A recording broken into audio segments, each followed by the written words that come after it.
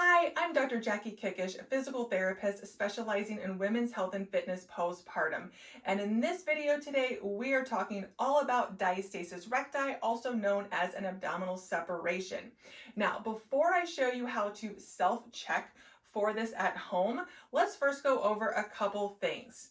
We are going to quickly review what is a diastasis recti, what are some other signs and symptoms you might have a diastasis or abdominal separation besides the obvious gap or separation of your abdominal wall, and then what other ways besides on your back on the mat can we test for a diastasis. So this is something that you may not have seen before. What other positions and ways can we test for the abdominal separation besides the classic way on your back? So make sure you stay tuned to the very end, and I'm going to show you kind of what to do, what to look for, and why this is important. All right, so before we dive into what is the official definition of a diastasis recti or abdominal separation, let's quickly review what happens to our abdominal wall and body when we are pregnant. So as our belly is obviously getting larger to accommodate for the growing baby, our abdominal wall naturally splits and thins, right? Because it is accommodating the room for the growing baby. Now, some separation is completely normal, and actually 100% of women have an abdominal separation at their due date. 60% of women still have an abdominal separation 6 weeks postpartum. Now, why is this test not done in our postpartum checkup? I have no idea, because it definitely should. So the official definition of a diastasis recti is at least a 2-finger width gap or separation when you are testing. And again, we're going to come down to the mat and do that here in a minute. Or if there is any softness and squishiness. So when we are feeling inside the gap, we're going to be looking for a couple things besides the width. All right, we are going to be checking how far our fingers sink down and what does it feel like when we push our fingers into the gap or separation. So if you stay tuned and self-test with me here in a minute and you do find that it is soft and squishy, maybe you don't have at least a 2-finger width gap or separation, that is still defined as a diastasis and something we definitely want to improve. All right, before we head down to the mat and check, I do want to review a couple other symptoms and signs that are very common that might also tell you that you have an abdominal separation. So these signs and symptoms are low back and hip pain. And if you look in the mirror and you feel as though you still look pregnant even years after having babies, this is kind of also known as the mommy tummy. That is also a classic sign of an abdominal separation. If you have any core weakness and feeling of instability, this is also a sign. And a lot of my clients come to me and they feel as though something is off. They know that something just isn't right within their core, but maybe their OB doesn't, check them for a diastasis, and they come to me, and that is one of their main complaints, is really the instability and feeling as though something is definitely off. All right, now let's head to the mat and go ahead and self-test.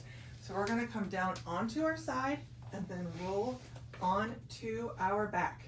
Now, a diastasis can occur at the belly button, above and below the belly button. So it's important that we check along the entire midline, okay? So I would say we're gonna start about 1 inch or 2 above your belly button, and you're gonna start off with 2 fingers, and you're gonna go ahead, you're gonna first kind of just put it along the midline, and we're gonna gently lift your head up off the floor. Now, we are not doing a full crunch, all right? We are just lifting it 1 or 2 inches up off the floor. And you are going to take your 2 fingers and you are going to go across the entire midline, okay? So we're going to start again above the belly button. Now, if you can feel, okay, I can at least get 2 fingers in, then go ahead and try and put 3 fingers in. So this is how we're measuring for the gap or the width of the separation, is how many finger widths can I fit into the separation. And again, we're going along the entire midline. So you're going to find your belly button and you're going to check at your belly button, above your belly button, and about 2 inches or so below your belly button. All right. So we are also checking for depth. So how far down can I sink my fingers into the gap? And we measure that by how many knuckles deep can we sink it in.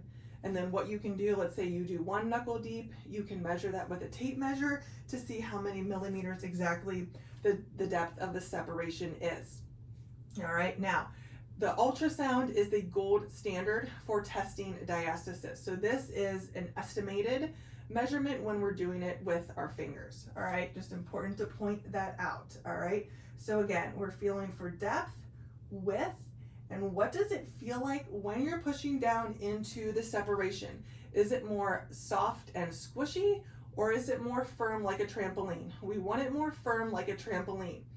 Now, if it is more soft and squishy, do not worry. It definitely is something that we can work on and improve.